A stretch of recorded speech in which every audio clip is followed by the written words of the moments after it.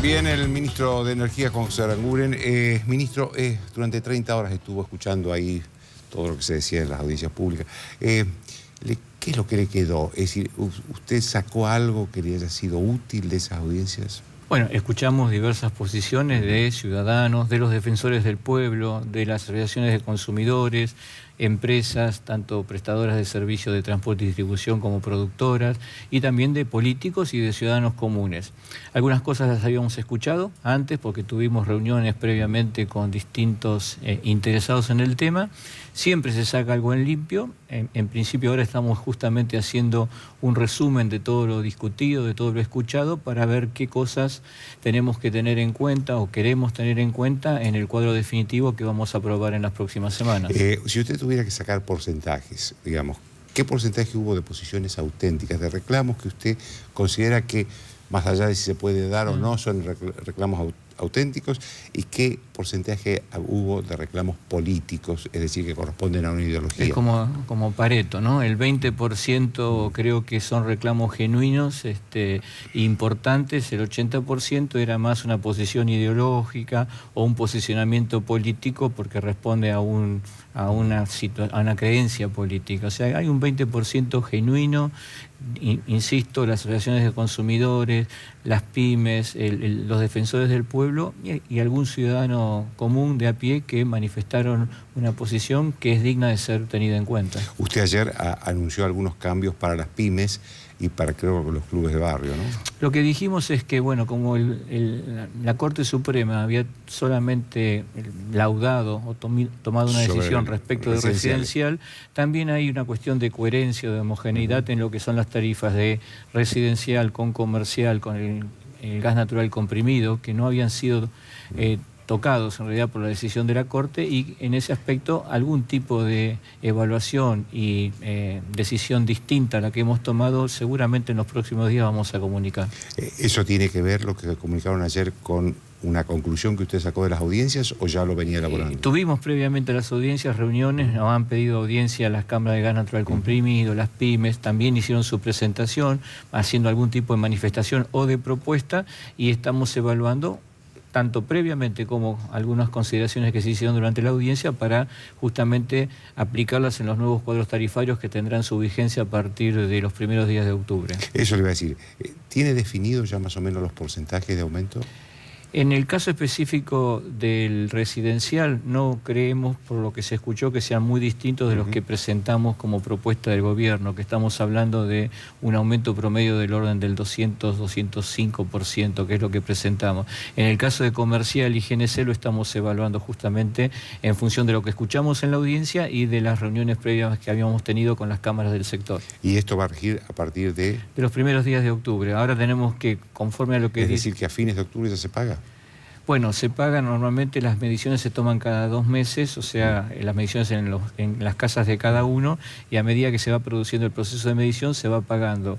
Si uno recibe una factura en el mes de noviembre, va a tener un mes con la tarifa vieja y otro mes con la tarifa nueva. Por lo tanto, el proceso se inicia a partir de los primeros días de octubre, una vez que está el nuevo cuadro tarifario. Hablando de tarifa vieja, ¿hace cuánto que no estamos pagando gas? Bueno, eso depende de cada persona. Cuando tomó la decisión de no hacerlo, nosotros en función de la... Hubo un momento en el que el gobierno pidió a la empresa que no facture. Hubo algún tipo de comentario hasta esperar que la Corte Suprema de Justicia tomara una decisión en donde a lo mejor era más conveniente esperar. Yo en mi casa dejé de recibir. Es cierto, hubo a partir de a mediados de junio se le pidió a las empresas prestadoras del servicio que no emitían la factura tener claridad respecto de lo que iba a decidir la Corte Suprema. Ya igual el Energas tomó una decisión a partir de que creo que fue el día 18 de agosto que la Corte falló.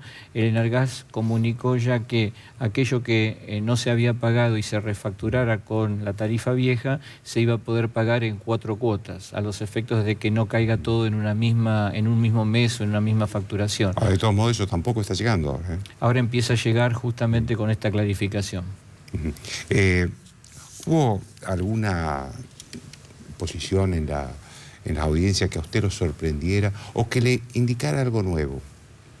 Hay una algo nuevo, lo veníamos discutiendo, tiene que ver con los programas de ahorro, que cuando uno tiene un ahorro en un año porque tiene la ventaja de tener un año cálido y entonces ahorra respecto del año anterior, al año siguiente eso se puede de alguna manera dar vuelta, entonces es muy probable que en el futuro los esquemas de ahorro lo hagamos a partir de un año que se tome como base y cualquier nivel de ahorro se tome a partir de un consumo fijo en un año, a los efectos de que uno pueda estar mejorando y no que esté sujeto a una eventualidad como puede ser la temperatura. Está otro tema que se ha discutido mucho, que muchas ciudades del interior de la provincia de Buenos Aires tienen una situación térmica que a veces se asemeja al sur del país porque tienen algún tipo de locación cercana a la costa que lo hacen ser ciudades frías como Mar del Plata o el municipio de la costa, y esas son las cosas que normalmente, si bien algún tipo de discusión habíamos tenido, se reforzó durante la audiencia, pero en la mayoría de los casos son cuestiones que ya habíamos empezado a discutir con aquellos que son los más afectados. Viste las cosas ahora en perspectiva, ¿no? ¿No cree que las audiencias debieron hacerse en febrero? Bueno, primero no podíamos hacerlo en febrero porque no teníamos toda la información disponible respecto a lo que se necesita para una audiencia pública. Hay que tener en cuenta que en los primeros meses del año todavía estábamos recibiendo una administración que no habíamos tenido el inventario de esa administración y de hecho muchos meses después nos seguimos sorprendiendo con cosas nuevas. Por lo tanto, lo mismo aplica al sector tanto de electricidad como el caso del gas natural. Y por otra parte, no es cuestión de que nosotros no hicimos las audiencias porque queríamos tirarnos a la pileta una oportunidad de que si pasaba, pasaba. Estábamos convencidos de que no era necesario para al menos lo que es el precio de gas en boca de pozo la necesidad de una audiencia pública. La Corte terminó de alguna manera interpretando y a partir de una decisión de la Corte nosotros, como no podía ser de otra manera, obedecimos debido a la división de poderes que existe, lo que decidió la Corte. Pero cuando lo hicimos y dictamos la resolución 28 y 31 en los últimos días de marzo para aplicar a partir del 1 de abril, lo hicimos sabiendo o interpretando de que no era necesaria una audiencia pública. Ahora, de todos modos, la impresión es que a partir de la resolución de la Corte el tema se ordenó un poco, ¿no? Sí, la Corte dijo algo muy claro. Primero, clarificó lo que dice la ley 24076 de gas natural, que indica que el precio de gas en boca del pozo lo define el mercado, es decir, la interacción en la oferta y la demanda. Y dijo también que el Estado Nacional, la Administración, está en condiciones de fijar cuál es ese precio debido a la ley de emergencia pública, que fue la que provocó que interviniera el Estado Nacional, pero dijo, como lo está fijando, previo a su fijación tiene que someter la audiencia pública, hasta tanto el mercado funcione. Y esto es lo que quisimos hacer. Lo que hemos mostrado durante la exposición que presenté yo el día viernes pasado fue una evolución de precios en los próximos 3 años hasta llegar a lo que creemos puede ser el valor de mercado en ese momento, que el tiempo dirá si ese es el valor de mercado. Si ese fuera el valor de mercado, a partir de ese momento la interacción entre oferta y demanda es la que va a generar ese precio y por lo tanto no va a ser necesario audiencia pública. Ahora, habló de 3 años, ministro. Durante 3 años el Estado va a seguir pagando, el gobierno va a seguir pagando subsidios. ¿Cuánto significa por año en dinero esos subsidios? Nosotros vamos a estar disminuyendo en los próximos años ese subsidio. Nosotros recibimos una administración que en el sector energético el año 2015 tuvo un déficit equivalente a 3.2% del PBI, que son aproximadamente 15.000 millones de dólares, de los cuales aproximadamente unos 8.500 millones correspondían a electricidad y 6.500, 6.000 a gas. Nosotros vamos a ir reduciendo ese subsidio, dejando exclusivamente el subsidio correspondiente, y esto es muy importante repetirlo, a lo que es la tarifa social. Nosotros no existía antes en el sector de gas natural una tarifa social. ¿Cuántas personas hay en el tarifa? Hoy tenemos en el país 8.100.000 hogares que tienen acceso a la red de gas natural, de un total de 13,5 millones.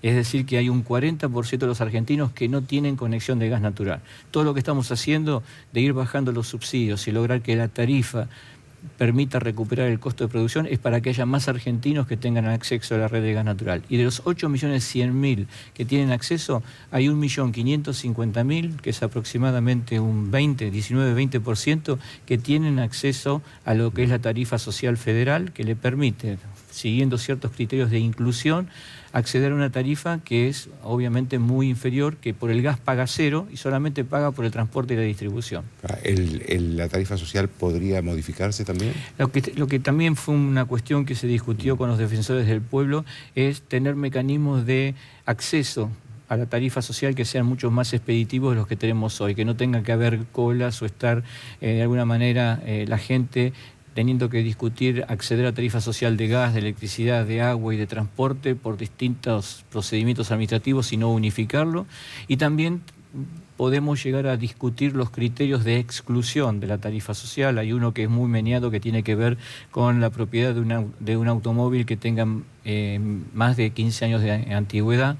A lo mejor eso se reduce a 10 años de antigüedad porque parecía muy excesivo. O sea, todos esos criterios los discutimos dentro con Jefatura de Gabinete y con el Ministerio de Desarrollo Social. Una última pregunta, ministro. ¿Cómo la electricidad va a tener, las tarifas de electricidad van a tener audiencias públicas también? Nosotros en estos días estamos sacando una resolución para convocar audiencia pública para lo que es transporte y distribución de electricidad, distribución de electricidad el día 28 de octubre, que esto es en el ejido de Capital y Gran Buenos Aires, es decir, las dos licenciatarias Edenor y Edesur. Y después, en los últimos días del año, primero va a ser primeros días del año próximo para todo lo que es el transporte a nivel país, y donde el mismo mecanismo de audiencia pública va a aplicar. Le agradezco mucho, ministro. Buenas noches.